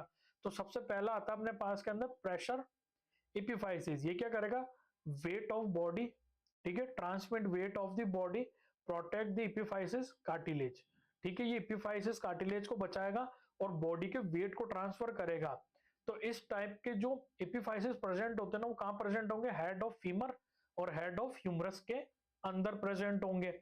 ठीक है, कुछ इस तरह दिखते ही है।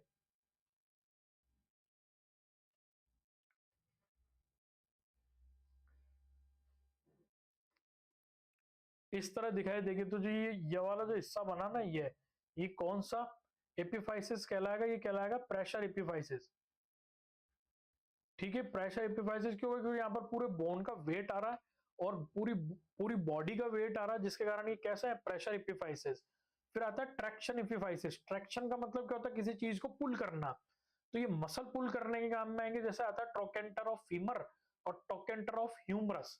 ठीक है, जब आगे इनकी फर्दर क्लास होगी ना, तो मैं आपको अच्छे से इमेज से दिखाऊंगा कि ट्रोकेंटर ऑफ फीमर क्या होता है, ट्रोकेंटर ऑफ ह्यूमरस क्या होता है। बट मैं आपको बताऊं, जब अपन इसका ऐसा व्यू देखते हैं ना, तो ये बोन का एंड होता है, उसके ऊपर एक ऐसे स्ट्रक्चर बनी हुई होती है, ये यूं ऐसे स्ट्रक्चर बनी हुई होती है बोन के अंदर, इसको बोलते हैं अपन ट्रोकेंटर, जिसके ऊपर क्या जुड़ा हुआ होती है, मसल जुड़ी हुई होती है, ये उसको पुल करता है।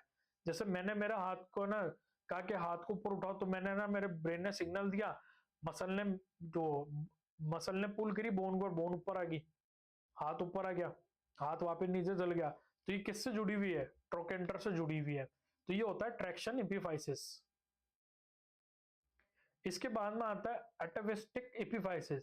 एपिवेस्टिक एपिफाइसिस क्या होता है कि ये एपिफाइसिस क्या होंगे, एक बोन दूसरी बोन से जुड़ी हुई होगी। जैसे मान लो ये एक बोन है और इसके ऊपर ये दूसरी बोन जुड़ी हुई है। ठीक है, बेस्ट एग्जांपल रेडियस और अल्ना, टीबिया और फिबुला, ये करती है एक दूसरे से जुड़ी हुई होती है। तो ये एक दूसरे से क्यों जुड़ी हुई होती है, क्योंकि इनको क्या चाहिए होता है, न्यूट्रिशन। तो इस टाइप का जो एपिफाइसिस होगा वो क्या होगा, एट्रोवेस्टिक एपिफाइसिस। सब आगे वन बाय वन करके मैं आपको पढ़ाऊंगा। ठीक है, अब अपन बात करते हैं एपिफाइजल कार्टिलेज की। डाइफाइसिस हो गया, एपिफाइसिस हो गया, बात करते हैं कार्टिलेज की। It is a plate of cartilage with which intervenes between the epiphysis and diaphysis of growth bone. ठीक है, जब भी बोन की ग्रोथ होती है ना, वो हमेशा कहां से होगी, एपिफाइजल कार्टिलेज से होगी। और एपिफाइजल कार्टिलेज कहां प्रेजेंट हो रहा है, डाइफाइसिस और एपिफाइसिस के बीच में प्रेजेंट होगा एपिफाइजल कार्टिलेज। ठीक है, तो क्या होता है, जब भी बोन की ग्रोथ होती है ना, तो एपिफाइजल कार्टिलेज अपनी लेंथ बढ़ाता रहता है। और जैसे ही लेंथ अचीव होती है ना कि हाँ अब तो फुल लेंथ अचीव हो चुकी है, तो एपिफाइजल कार्टिलेज क्या कर देता है, स्टॉप कर देता है ग्रोथ को, और उसके बाद में ग्रोथ आगे नहीं बढ़ती है।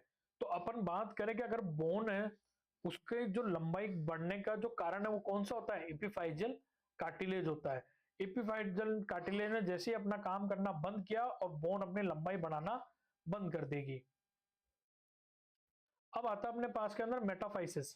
ठीक है, मेटाफाइसिस क्या होता है, जो डाइफाइसिस का एंड होता है ना, वहां पर प्रेजेंट होता है एपिफाइसिस, है ना। सॉरी, जो डाइफाइसिस होता है उसके एंड, उसके मतलब उसके नीचे और एपिफिजियल कार्टिलेज के ऊपर, दोनों के बीच में क्या प्रेजेंट होता है, मेटाफाइसिस होता है। क्या करता है, most actively growing area of the long bone. ठीक है, सबसे ज्यादा लॉन्ग बोन के अंदर जो एक्टिव पार्ट होता है वो कौन सा होता है, मेटाफाइसिस होता है और इसके अंदर क्या सप्लाई होती है, सबसे ज्यादा ब्लड सप्लाई होती है। अब अपन बात करते हैं आर्टीरियल सप्लाई ऑफ बोन की। तो ये आपको जो स्ट्रक्चर दिख रहा है ना, ये आर्टीरियल सप्लाई ऑफ बोन, ठीक है। तो ये जो है pin of head artery, pin head artery, ये आर्टरी यहाँ पर जो जा रही है ये वाली, ठीक है। ये न्यूट्रिएंट आर्टरी, ये नीचे की साइड जा रही है, ठीक है। ये पेरियोस्टल आर्टरी, ये दोनों, ठीक है। फिर ये मेटाफाइजल एरियर आर्टरी आ गई, मेटाफाइजल आर्टरी आ गई, ठीक है। ये सारी आर्टरीज अपनी बोन के अंदर। Arterial supply of long bone, सबसे पहला आते हैं nutrient, nutrient artery. Nutrient artery supply the bone marrow and inner 2/3 of cortex, ठीक है। बोन मैरो और इनर 2/3 कौन सप्लाई करता है, न्यूट्रिएंट आर्टरी। मेटाफाइजल आर्टरी जो होती है ना, उसको अपन दूसरे किस नाम से जानते हैं, जस्टा एपिफाइजल आर्टरी के नाम से भी जानते हैं, इसको स्टार मार्क कर लेना। कि जस्टा एपिफाइजल आर्टरी कौन सी आर्टरी होती है, मेटाफाइजल आर्टरी होती है, जो मेटाफाइसिस को ब्लड सप्लाई करेगी। एपिफाइजल आर्टरी किसको सप्लाई करेगी, एपिफाइसिस को सप्लाई करेगी। फिर आता है पेरियोस्टल आर्टरी, पेरियोस्टल आर्टरी किसको सप्लाई करती है, पेरियोस्टियम, जो आउटर मोस्ट लेयर होती है बोन की, पेरियोस्टियम, उसको सप्लाई करेगी। और जो यहाँ पर जो 1/2 तो यहाँ हो गया था, 1/3 बचा, तो 1/3 मैट्रिक्स कॉर्टेक्स कौन सप्लाई करेगा, पेरियोस्टियल आर्टरी, ठीक है। अब आपको यहाँ पे एक नोट ध्यान रखना, in short bone and flat bone periosteal artery supply the major part of the bone. जो शॉर्ट बोन होती है और जो फ्लैट बोन होती है ना, उसके अंदर जो मेन आर्टरी होती है वो कौन सी होती है, वो होती है पेरियोस्टियल आर्टरी। अब आता है अपने पास के अंदर सबसे ज्यादा इंपॉर्टेंट 5 स्टार टॉपिक, जो कि है अपने पास के अंदर factor affecting growth of bone, के बोन की ग्रोथ को कौन कौन से फैक्टर अफेक्ट करते हैं। ये दोनों मिक्स है, कोई बोन के को बढ़ाएगा तो कोई बोन को कम करेगा। सबसे पहला आता है अपने पास के अंदर विटामिन ए। विटामिन ए क्या करता है, विटामिन ए जो होता है ना, ये कंट्रोल करता है बोन की एक्टिविटी को, डिस्ट्रीब्यूशन को, कोऑर्डिनेशन को, ठीक है। किस किस के कोऑर्डिनेशन को, ऑस्टियोब्लास्ट और ऑस्टियोक्लास्ट के कोऑर्डिनेशन को मेंटेन करता है विटामिन ए, ठीक है। अब क्या होगा, अगर विटामिन ए बॉडी के अंदर कम हो गया ना, ठीक है, विटामिन ए बॉडी के अंदर कम हो गया, तो क्या होगा, बॉडी का जो बोन का जो डिस्ट्रक्शन है ना, वो कम हो जाएगा, ठीक है। मतलब क्या होता है, बोन नहीं बन, मतलब क्या होता है, अपनी सेल्स भी ऐसी होती है, एक पर्टिकुलर टाइम बाद सेल चेंज होगी, तो बोन के अंदर भी क्या होता है, एक पर्टिकुलर टाइम बाद बोन थोड़ी सी गलती है, नहीं बनती है, गलती है, नहीं बनती है, तो ये फॉर्मेशन चलता रहता है। बट अगर विटामिन ए की डेफिशिएंसी हो गई ना, तो क्या होगा, बोन का जो डिस्ट्रक्शन है ना, वो कम हो जाएगा। और बोन के डिस्ट्रक्शन कम होने के कारण जो सबसे ज्यादा इफेक्ट पड़ता है ना, वो पड़ता है क्रेनियल फोरामिन, जिसको अपन फोरामिन और मैग्नम भी बोलते हैं ना, जहां से अपनी स्पाइनल कॉर्ड निकलती है, तो उसका जो साइज है वो क्या हो जाएगा, डिक्रीज हो जाएगा, और अपनी क्या कंप्रेस हो जाएगी, स्पाइनल कॉर्ड जो है वो कंप्रेस हो जाएगी, जिसके कारण अपन को न्यूरोलॉजिकल फीचर्स देखने को मिलेंगे, ठीक है। इसके बाद में आता है विटामिन डी। विटामिन डी की अगर बॉडी में कमी हो जाती है ना, तो क्या होता है, बोन के अंदर रीएब्जॉर्प्शन ज्यादा होने लग जाता है, उसके अंदर कैल्शियम जमा नहीं होगा, फॉस्फोरस जमा नहीं होगा, जिसके कारण क्या हो जाएगा, बोन डेंसिटी कम हो जाएगी। और बच्चों के अंदर देखने को मिलेगा रिकेट्स, बड़ों के अंदर देखने को मिलेगा ऑस्टियो मलेशिया, ठीक है।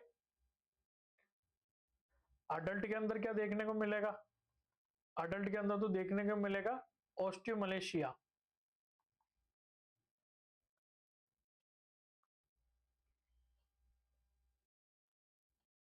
Osteo Malaysia.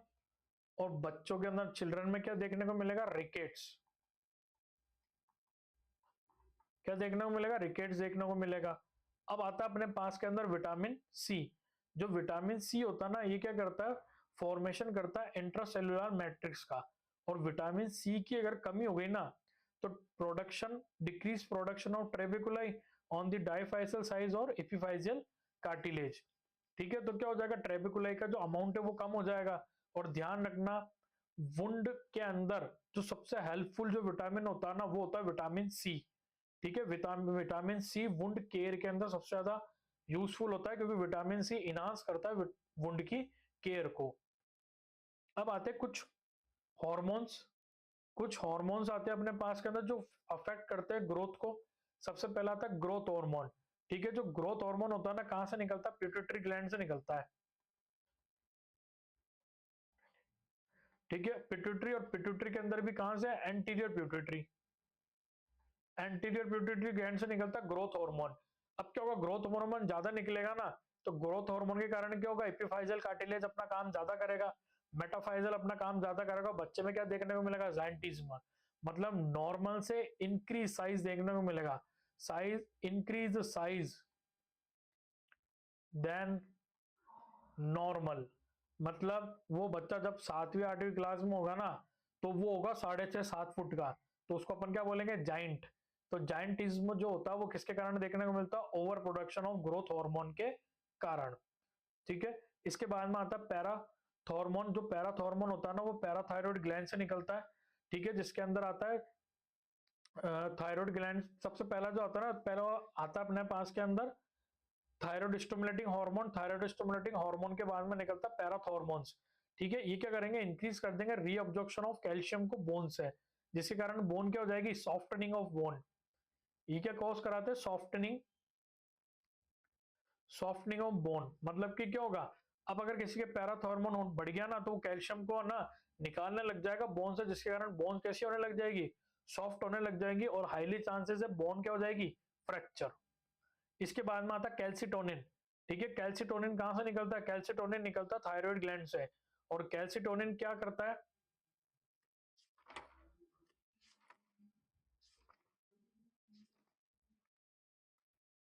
ठीक है, कैल्सिटोनिन, कैल्सिटोनिन निकलेगा अपने थायराइड ग्लैंड से।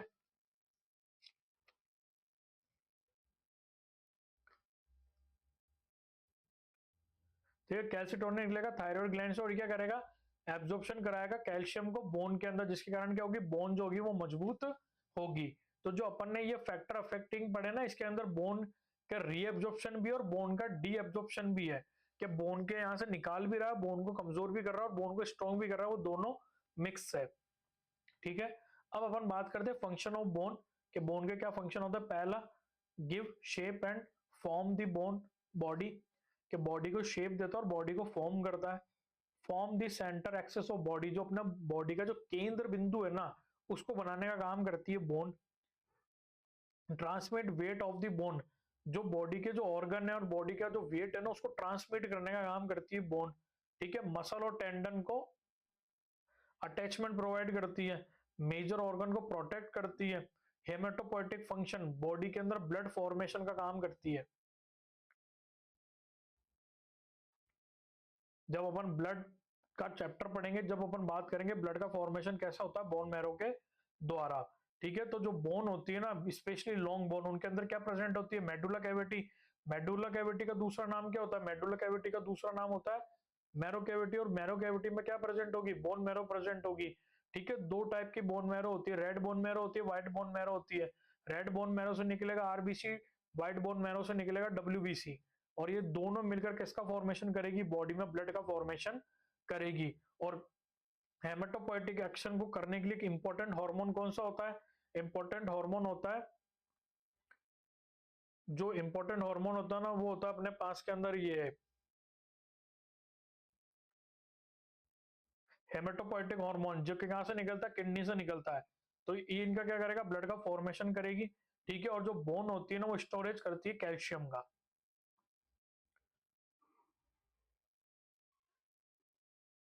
आई होप आपको मेरी वीडियो अच्छी लगी होगी। Please like, share, subscribe. और जो इस चैप्टर का जो आने वाली वीडियो, उनको आप सही समय पे देख सके, तो चैनल को सब्सक्राइब कर लेना, और लाइक जो बेल आइकन है उसको प्रेस कर देना। Thank you.